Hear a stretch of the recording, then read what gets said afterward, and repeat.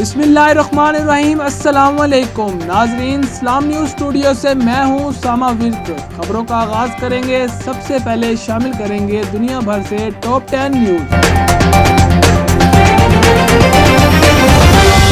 तर्जुमान दफ्तर खारजा ने कहा कि जम्मू कश्मीर तनाज़े पर पाकिस्तान की असूली मौक़िफ़ में कोई तब्दीली नहीं। वज़ीर आज़म ने कोटली में खिताब के दौरान कश्मीर पर पाकिस्तान के दायराना मौक़िफ़ का इज़हार किया। जम्मू कश्मीर का तनाज़ा अक़वाम मुत्तहिदा की सलामती कौंसिल की करारदादों में मौजूद है।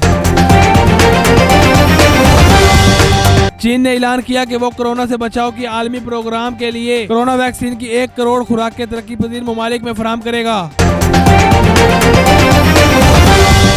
भारत की सुप्रीम कोर्ट में मुस्लिम स्टैंड अप कॉमेडियन 30 साला मंजूर फरूकी की दरखास्त मंजूर कर ली। बजट करारदाद पर नायब सदर कामिला हैरिस ने टाइम ब्रेक वोट डाला। डेमोक्रेट्स अब इस बिल को अमेरिकी ऐवान नुमाइंदगान की मंजूरी के लिए पेश करेगा। फैसलाबाद में एक लड़की ने अपनी बचपन की सहेली को कत्ल करने के बाद खुदकुशी कर ली।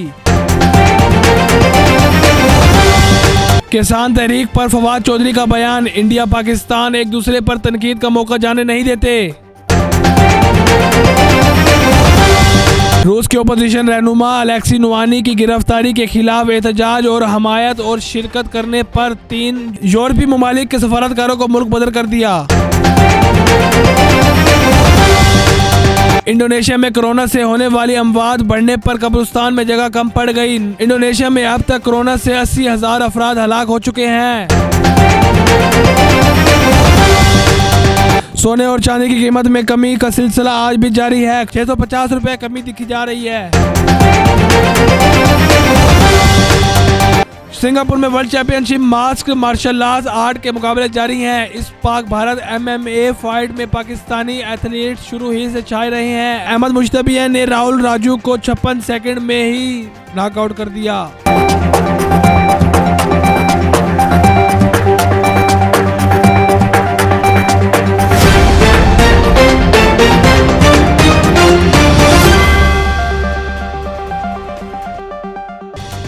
जी तो नाजरीन, ये थी दुनिया भर से 10 बड़ी खबरें। मजीद खबरों से बखबर रहने के लिए हमारे साथ जुड़े रहें। मिलते हैं ताज़ा तरीन अपडेट के साथ।